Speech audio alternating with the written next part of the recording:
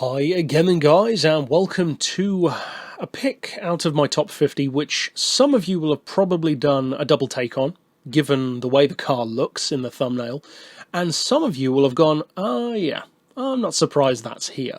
But at the same time, why so high? Because this is a car which I have spoken about before on the channel in my Gran Turismo 7 wishlist series. In fact, it was number 4 in that series, and the reason why is because it's a car which is very similar to the kind of vehicles which Gran Turismo, especially in the GT4 era, used to pay homage to. These wacky, oddball, out-of-the-blue, weird choices which weren't necessarily even always as successful as they could have been. Just look at the Chaparral 2J.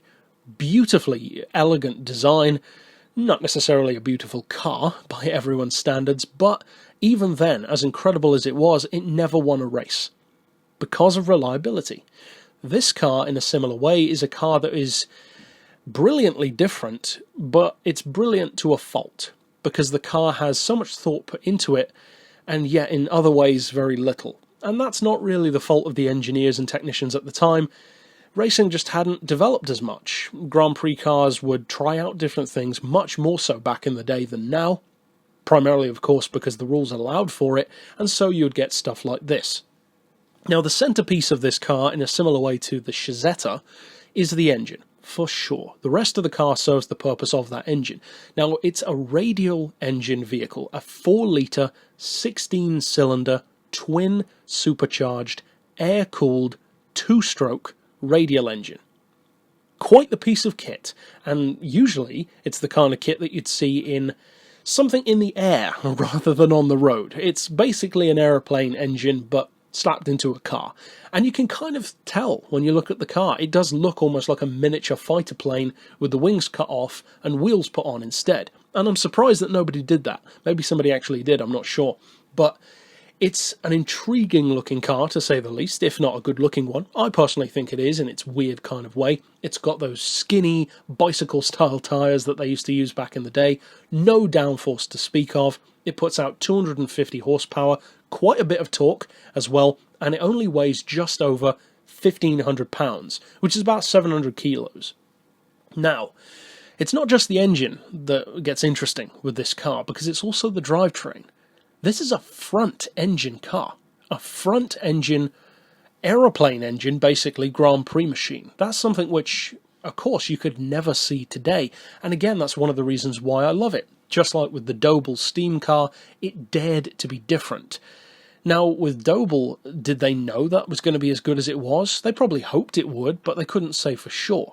This car, they certainly hoped would win, that's the whole point, but it didn't. It's a car which had a very unfortunate weight distribution of around 70-30.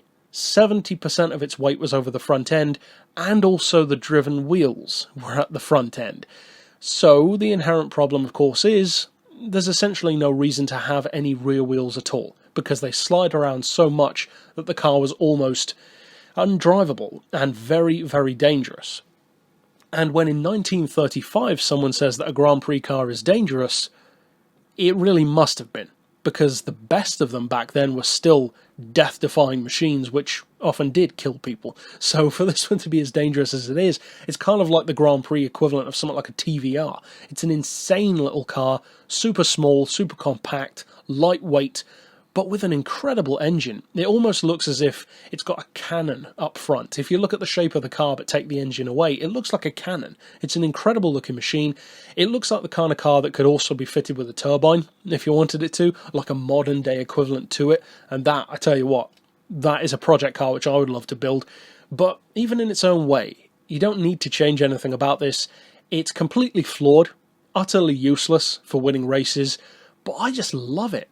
It ticks all of the boxes for me. It's radically different. It doesn't care about the way it looks. It's a means to an end. And it's got this strangely appealing, almost charm of failure to it, in a similar way to the MG SVR, which we talked about, of course, way back in the series. Something which didn't really achieve what it wanted to, or at least didn't achieve it to the level that it was intended for. That's certainly the case with this car. But at the same time, even if you don't like this, which I don't think many people would specifically dislike the car. It's not the prettiest thing ever, but there's not really anything to dislike. You've got to admit, it's an intriguing looking car. It catches your attention, it dominates the scene despite being not a very physically imposing car, and it's one which, though flawed, really captures my imagination. I love radial engines. I don't talk about them much on the channel, but in a similar way to turbines, they have that very circular design in terms of the appearance. It gives the car a unique look. I love the sound that they make. They're also quite smooth engines as well, due to the nature of the way the cylinders are set up. And in the case of the car, the engine was actually no trouble at all. The engine is potentially a great design. It was more so the way it was used that wasn't so great, with the front-wheel drive and the 70% weight over the front end, which kind of just killed the concept. So in a weird kind of way, that makes me like it even more. If it had won a race, that would have been awesome.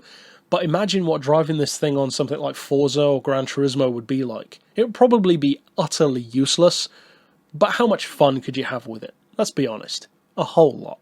But that's it overall for this pick. It's the highest Grand Prix car, as I said, of my entire list. Certainly a strange choice to have, but I love it. And that's the point. Of course, that's why it's here. But if you want to check out others in my top 50 favourites, you can of course click through at the end to see them all. But for now, as always, thanks for watching.